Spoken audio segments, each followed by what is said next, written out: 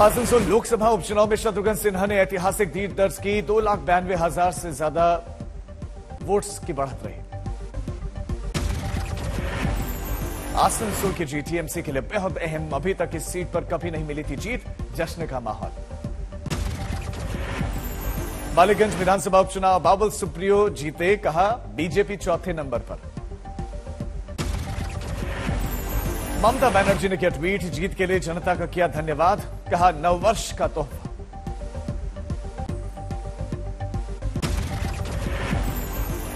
दस जनपद पर कांग्रेस की बड़ी बैठक। राहुल गांधी समेत 10 से ज्यादा वरिष्ठ नेता मौजूद। कांग्रेस नेता अंबिका सोनी, दिग्विजय सिंह, मल्लिकार्जुन खड़गे और अजय माकन पार्टी के अंतरिम अध्यक्ष सोनिया गांधी के आवास पर पहुंचे। प्रशांत किशोर भी शामिल। मोदी सरकार पर सोनिया गांधी का बड़ा हमला। अंग्रेजी अखबार में लेख लिखा। कहा देश में नफरत असहिष्णुता का प्रचार प्रसार।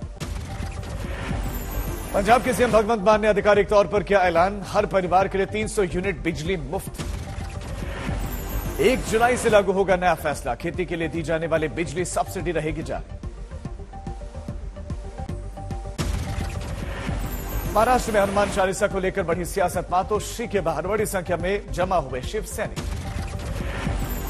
विधायक राणा ने मातोश्री में हनुमान चालीसा का पाठ करने की दी थी धमकी। शिव सैनिक कर रहे हैं नारेबाजी।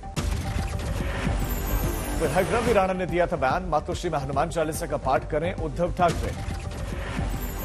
अमरावती में विधायक रवि राणा ने हनुमान चालीसा बजाने के लिए बांटे 50 लाउड स्पीकर्स। कहा सब जगह होना चाहिए हनुमान चालीसा का पाठ। महाराष्ट्र में हनुमान जयंती के मौके पर बीजेपी ने भी अब सक्रिय। मंदिरों में बांट रहे हैं लाउड स्पीकर।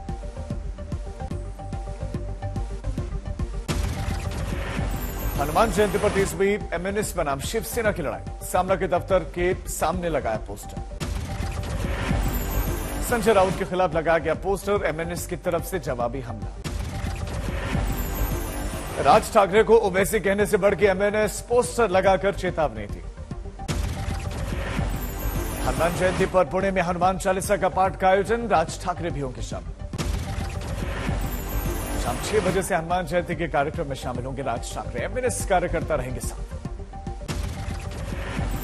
एमएनएस ने पुणे में किया महाआरती का आयोजन। राज ठाकरे ने दी मस्जिदों से 3 मई तक लाउड स्पीकर हटाने की चेतावनी। अल्टीमेटम। एमएनएस की तैयारियों पर महाराष्ट्र सरकार की पैनी नजर। सूबे के गृह मंत्री बोले किसी को नहीं होगी शांति भंग करने की इजाजत। महाराष्ट्र में लाउड स्पीकर से चालीसा पाठ पर सियासती। मंत्री आदित्य ठाकरे बोले लाउड स्पीकर का इस्तेमाल महंगाई पर चर्चा के लिए करें। दिल्ली प्रदेश कांग्रेस कमेटी अपने दफ्तर में मना रही है हनुमान जयंती। भंडारे का आयोजन। भिवानी में कृषि मंत्री जेपी दलाल भी पहुंचे हनुमान मंदिर। कहा देवी देवताओं की शक्ति के कारण दुनिया में भारत का सिक्का। गुजरात के मोरबी में 108 फीट ऊंची है हनुमान की प्रतिमा। वीडियो कॉन्फ्रेंसिंग के जरिए पीएम ने किया लोकार्पण। हनुमान 4 धाम परियोजना के तहत देश में चारों दिशाओं में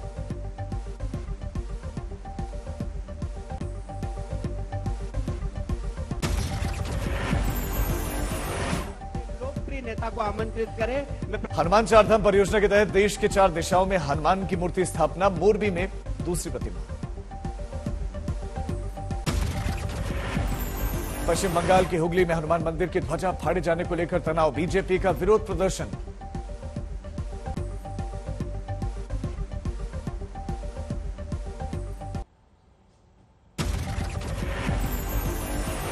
दिल्ली में भी हनुमान जयंती पर मंदिरों में भीड़। भव्य तरीके से मंदिरों को सजाया गया।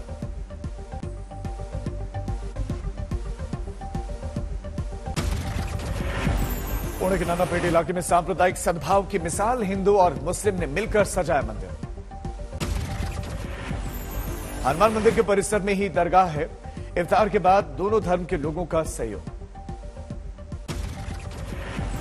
पटना के महावीर मंदिर में हनुमान जयंती पर रौनक। यहां पर जुटते हैं हजारों श्रद्धालु।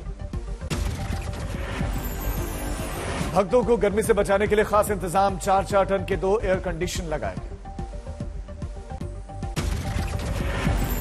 लाउड स्पीकर विवाद में कूदी हिंदू महासभा। अलीगढ़ में हनुमान चालीसा पाठ के लिए इंतजाम किए गए। लाउड स्पीकर्स लगाए गए।